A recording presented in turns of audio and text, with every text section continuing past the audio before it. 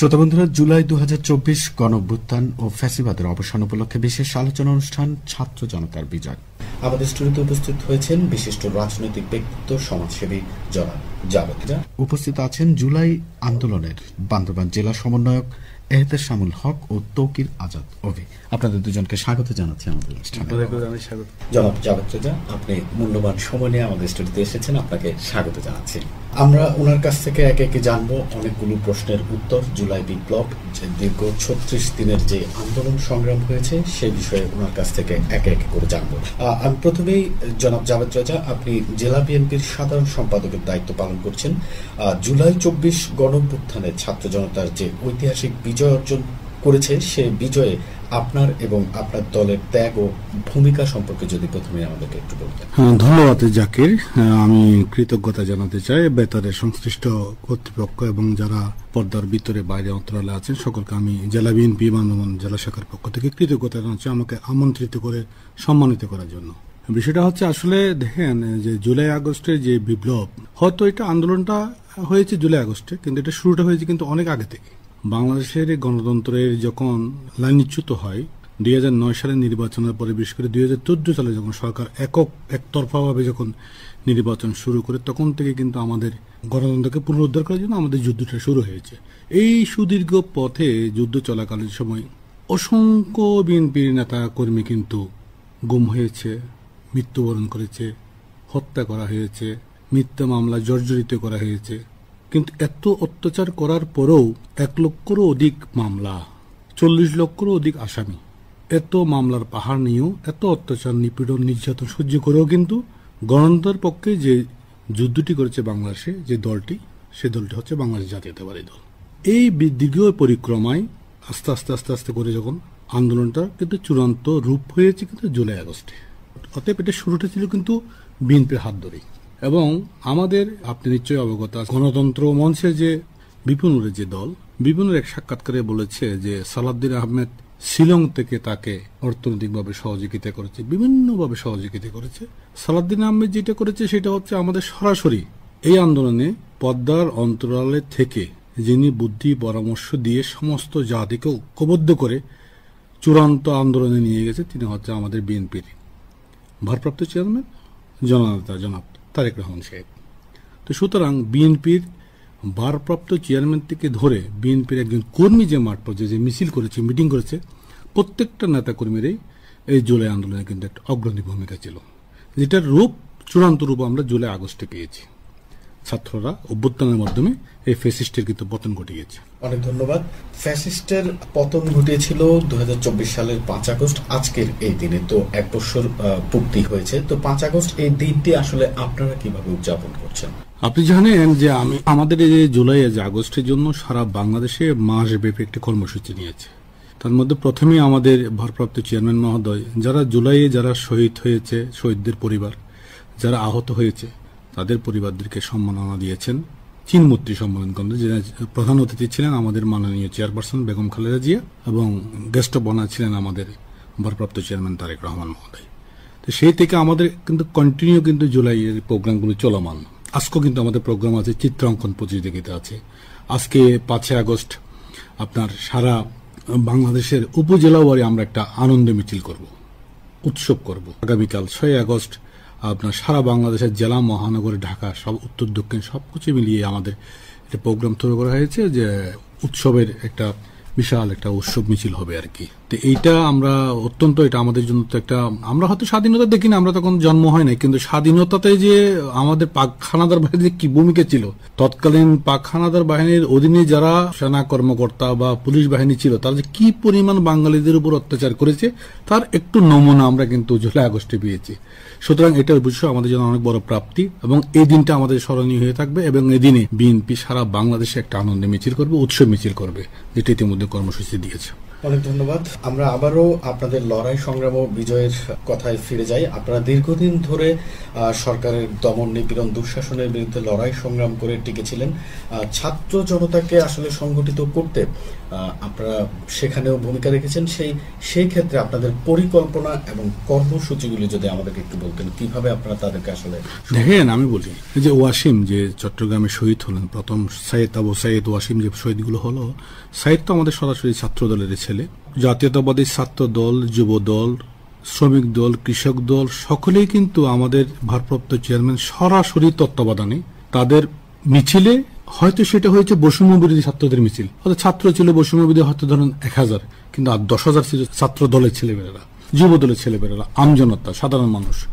এবং তাদের অর্থনৈতিক সাপোর্টটা আমরা দিয়েছি এবং তাদের নেপথ্য থেকে, তাদের পানি থেকে ধরে তাদেরকে আশ্রয় দেওয়া, তাদের চিকিৎসা দেওয়া, তাদেরকে সাহস দেওয়া, সবচেয়ে যে জিনিসটা আমরা করেছি তাদেরকে মনোবল দেওয়া এবং সুষ্ঠু পরিকল্পনা দেওয়া। যে পরিকল্পনাটা ফ্যাসিস্ট হাসিনা পালিয়ে যাওয়ার জন্য 2 দিন আগে যেটা অসহযোগ আন্দোলন দেওয়ার কথা ছিল, সেটা কিন্তু তারা আজকের যে এনসিপি যে নেতারা তারা কিন্তু সরকারের সাথে আলোচনা করে কিন্তু 2 দিন পিছিয়ে দিয়েছিল। আপনার মনে আছে কিনা আমি জানি না, কিন্তু তারেক রহমানের সরাসরি হস্তক্ষেপে সেটা কিন্তু 2 দিন এগিয়ে এনেছে। যদি এগিয়ে আনার কারণেই কিন্তু আন্দোলনটা কিন্তু বেগমান হয়ে কিন্তু সরকার পড়ে গিয়েছে। কিন্তু ওই সময় যদি সরকারের কুটচালে যদি পা দিত, তাহলে কিন্তু এই আন্দোলনের সুফল কিন্তু আমরা হয়তো সহজেই ভোগ করতে পারতাম না। এত সহজে তো এই ফ্যাসিস্ট এই সরকার কিন্তু অত ছাড়তো না ক্ষমতার গতি। এটা নিঃসন্দেহে আসলে বলার দাবিদার যে তৎকালীন সময়ে যে 22শে জুলাই বা 17ই জুলাই আবু সাইদরা যখন শহীদ হয়েছিল, তারপর কিন্তু সরকার দমন নিপীড়ন বাড়িয়ে দিয়েছিল, বিশেষ করে হেলিকপ্টারে করে গুলি করেছিল এবং আপনার মোবাইল নেটওয়ার্ক বন্ধ করে দিয়েছিল, কারফিউ জারি করেছিল। দেশে মানে একটি ভীতিকর পরিস্থিতি আসলে তৈরি হয়েছিল। সেই অবস্থায় আপনারা তাদেরকে সাহস দিয়েছেন, মনোবল দিয়েছেন। সে কারণেই কিন্তু আসলে 36 জুলাই বা আজকের এই 5 আগস্ট আমরা দেখতে পাচ্ছি।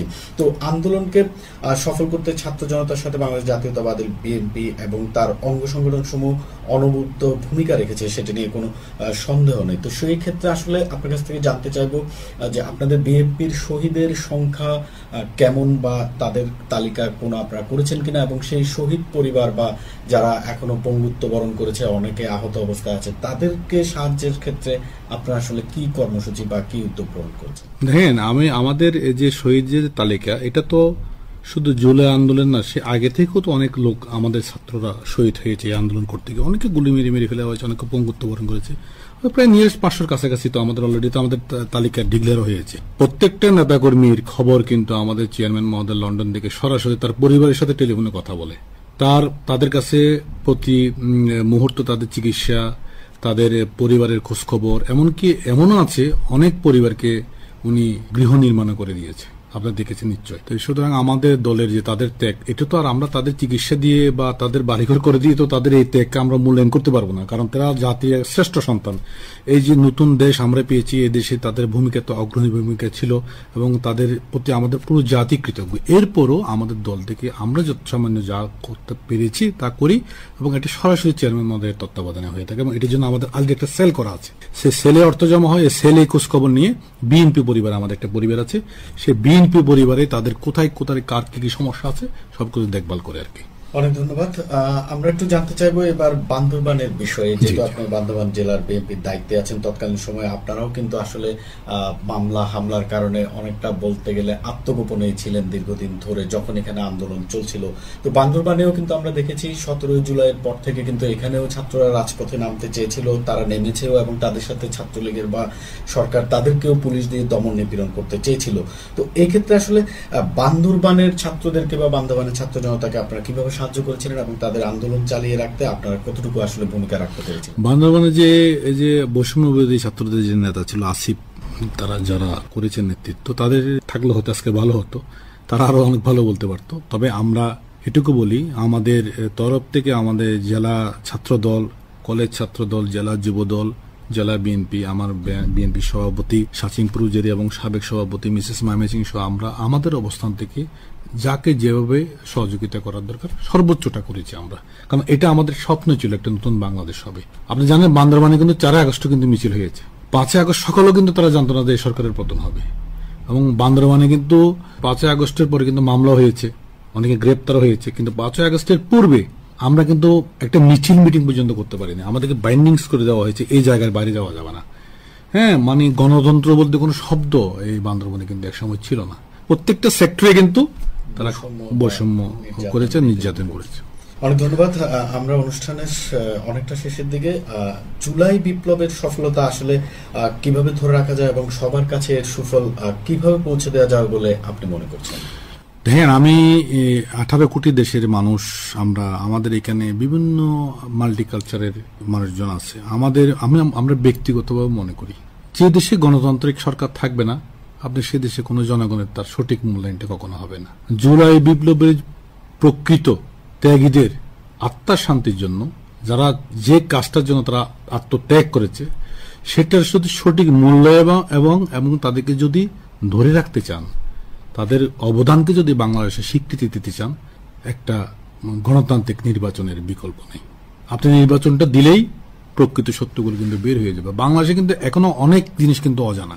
জুলাই আমি গত পরশুদিন দেখলাম, সাবেক আইজিপি যিনি এখন রাজসাক্ষী দিচ্ছেন, উনি বলেছেন যে হারুন যে ছিল ডিবির যে হারুন, তাকে স্বরাষ্ট্রমন্ত্রী জিন বলে ডাকত।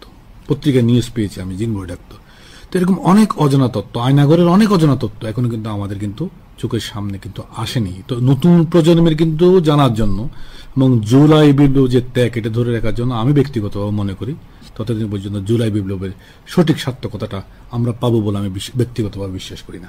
অনেক ধন্যবাদ আপনাকে। আমরা বিদায় নেব। যাওয়ার আগে একেবারেই সংক্ষেপে আপনার মতামত জানতে চাইবো। জুলাই বিপ্লবের ছাত্ররা যে নতুন বাংলাদেশ বিনির্মাণের স্বপ্ন দেখেছেন, আপনি নতুন বাংলাদেশ আসলে কতটুকু সফল হবে?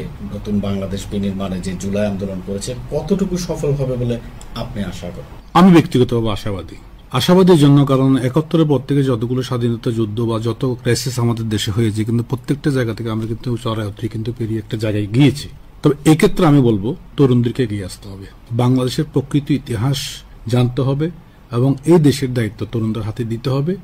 এবং আমাদের যারা বয়োজ্যেষ্ঠ আছে তাদেরকে, তাদের পরামর্শই এই দেশ, তরুণরা যদি এগিয়ে আসে, আমার মনে হয় দেশটা সুন্দর হবে এবং আমাদের যে জুলাই বিপ্লব যে স্বপ্ন, এই স্বপ্নটা কিন্তু বাস্তবায়ন হবে। অনেক ধন্যবাদ জনাব জাভেদ রেজা, আপনার মূল্যবান সময় নিয়ে আমাদের স্টুডিওতে এসেছেন এবং আমাদের শ্রোতাদের জন্য অনেকগুলো আসলে কথা জুলাই বিপ্লব নিয়ে আপনি শেয়ার বলেছেন। এই জন্য আপনাকে অনেক ধন্যবাদ এবং কৃতজ্ঞতা। আপনাকে অসংখ্য ধন্যবাদ এবং যারা আমাকে আমন্ত্রিত করে সম্মানিত করেছেন কর্মকর্তা কর্তৃপক্ষকে আমি কৃতজ্ঞতা চিত্তে ধন্যবাদ জানাচ্ছি। শ্রোতা বন্ধুরা,